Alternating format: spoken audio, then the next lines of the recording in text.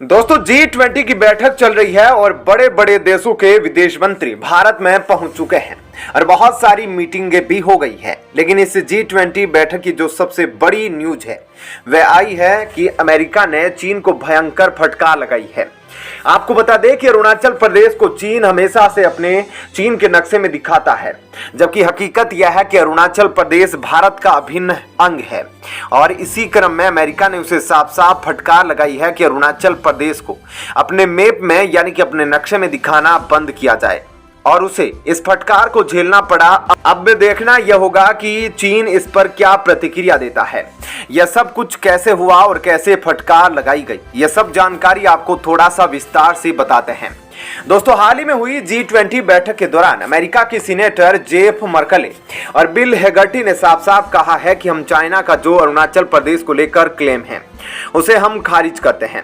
यहां पर उन्होंने साफ साफ कहा है कि अरुणाचल प्रदेश भारत का एक अभिन्न अंग है, वह इंटीग्रल पार्ट है रिपब्लिक ऑफ इंडिया का। ऐसे में यह काफी बड़ी स्टेटमेंट है, क्योंकि भारत तो यह जानता ही है कि अरुणाचल प्रदेश उसका अभिन्न अंग है।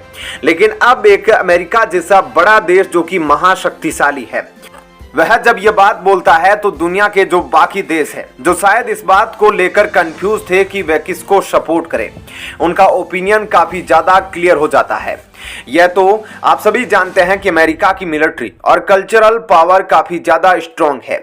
ऐसे में अमेरिका की तरफ से दी गई किसी भी स्टेटमेंट को बाकी देश काफी सीरियसली लेते हैं और यही वजह है कि यह खबर काफी अहम है। दोस्तों, इस दौरान अमेरिका ने न सिर्फ अरुणाचल प्रदेश को भारत का अभिन्न हिस्सा बताया, बल्कि चीन के आक्रामक रवैये की बुराई भी की है। यानी कि G20 की इस बैठक के दौरान अमेरिका ने यह बात साफ तौर पर कही कि जिस तरह से चीन भारत को और अपने पड़ोसी देशों के खिलाफ विस्तारवादी रवैया अपनाते हुए सैन्य अग्रेशन कर रहा है, वह काफी गलत है। इसके साथ ही अमेरिकी सीनेटर ने भारत द्वारा चीनी अग्रेशन को रोकने के लिए उठाए गए कदमों की काफी सराहना भी की है। दोस्तों, हम सब जानते हैं कि चाइना का इंडो पैसिफिक रीजन में काफी दबदबा है। ऐसे में अमेरिका इस दबदबे को भी हमेशा कंट्रोल करने की कोशिश करता है। वैसे तो अमेरिका और भारत के रिश्ते काफी अच्छे हैं, लेकिन फिर भी आपको यह जानना जरूरी है कि यहाँ पर अमेरिका का क्या फायदा है। अगर हम इंडो पैसिफिक रीजन की बात करें तो यहाँ पर चाइना अपनी डोमिनेंस बनाने के लिए पूरी कोशिश करता है। ऐसे में इसे कैसे काउंटर किया जाए, तो इसमें एक क्वाड नाम का संगठन सामने आता है, जिसमें ऑस्ट्रेलिया, जापान, अमेरिका और भारत इन्वॉल्व है, जो एक साथ मिलकर मालाबार जैसी एक्सरसाइज को कंडक्ट करते हैं ताकि चाइना की डोमिनेंस को यह काउंटर कर सके। और अब जब अमेरिका ने इस तरह का बयान दिया है तो ऐसे में चीन को काउंटर करने में भारत को भी काफी ज्यादा मदद मिलेगी। और जब अमेरिका साफ तौर पर कह रहा है कि अरुणाचल प्रदेश भारत का इंटीग्रल पार्ट है और भारत का एक अहम हिस्सा है, तो इसमें अमेरिका का भी फायदा जरूर है, क्योंकि वह भी चाइना को काउंटर करना चाहता है। और अगर हम भारत की बात करें तो भारत और चीन के बीच कई बार झड़पें हो चुकी है। ऐसे में अमेरिका का यह कदम भारत और अमेरिका के संबंधों को काफी ज्यादा मजबूत कर सकता है, क्योंकि अगर यह बात साफ हो जाती है कि अमेरिका अरुणाचल प्रदेश और अक्षय चीन जैसे मुद्दों पर भारत के साथ खुलकर खड़ा है, तो भारत अपने डिप्लोमेटिक रिलेशन दूसरे कूटनीतिक मुद्दों को लेकर अमेरिका के साथ खुलकर विकसित कर सकेगा, जो आगे जाकर POK तक भी जाएगा, जो कि पाकिस्तान के लिए काफी बुरी खबर है। और G20 बैठक के दौरान अमेरिका द्वारा ऐसी फटकार सुनकर चीन के भी होश मानो उड़ गए हैं। तो दोस्तों, ऐसे में इस खबर के बारे में आपकी क्या राय है, कमेंट सेक्शन में जरूर बताइएगा। दोस्तों, इस समय भारत में जिस तरह से एंटरप्रेन्योरशिप डेवलपमेंट का काम हो रहा है, उसे देखकर देश में कुछ लोग देश की तस्वीर बदलने के लिए और उसे भारत से जोड़ने के लिए लगातार मेहनत कर रहे हैं। और इसी की देन है IIT मद्रास से जुड़ा एक स्टार्टअप, जिसने एक mobile phone operating system develop किया है।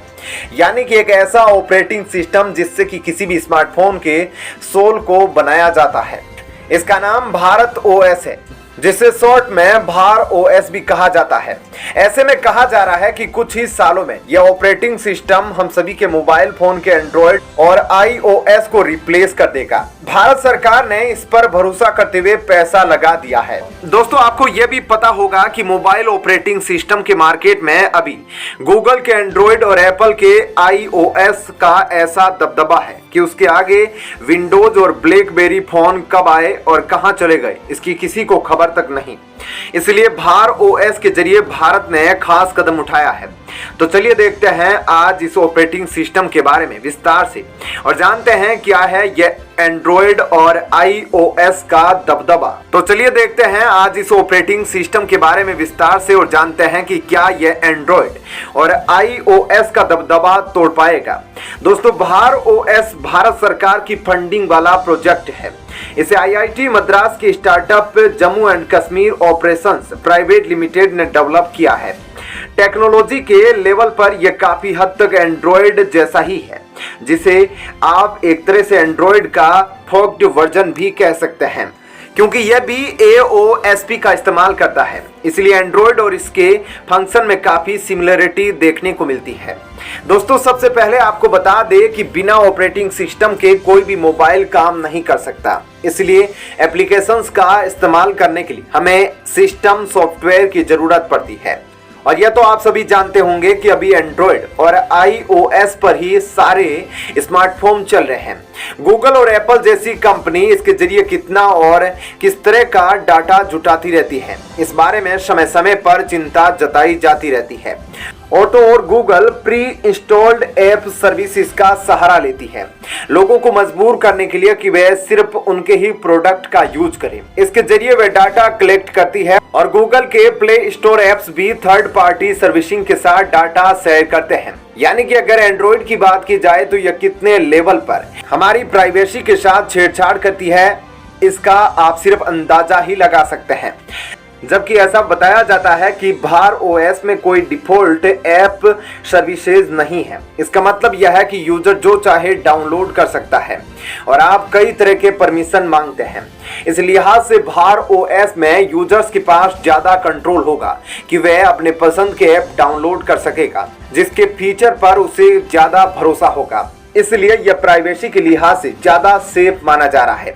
हालांकि इसके लिए भार ओएस को अपना प्ले स्टोर डेवलप करना होगा, जो कि उसके लिए काफी चुनौतीपूर्ण भी होने वाला है, क्योंकि इस समय गूगल प्ले स्टोर को रिप्लेस करना काफी मुश्किल काम है। लेकिन दूसरी तरफ हम iOS की बात करें तो यह बिल्कुल भी एंड्रॉइड की तरह नहीं है, क्योंकि एप्पल का अपना ऑपरेटिंग सिस्टम है जो उसके फोन के अलावा और कहीं डेवलप नहीं किया जा सकता। एंड्रॉइड की तरह ओपन सोर्स नहीं है, इसलिए भार ओएस और इसमें कोई सिमिलरिटी नहीं है। यानी कि इसे आप कह सकते हैं कि इंडिया का ऑपरेटिंग सिस्टम जिस प्री एग्जिस्टिंग ऑपरेटिंग सिस्टम से कंपीट करेगा वह एंड्रॉइड ही है। दोस्तों, भार ओएस का अगर अपना ऐप स्टोर होगा तो यूजर उसे अपने आप डाउनलोड कर सकेंगे, जिससे गूगल ऐप्स की जरूरत खत्म हो जाएगी। लेकिन अभी यह साफ नहीं है कि भार ओएस किस तरह के डिवाइसेस को सपोर्ट करेगा।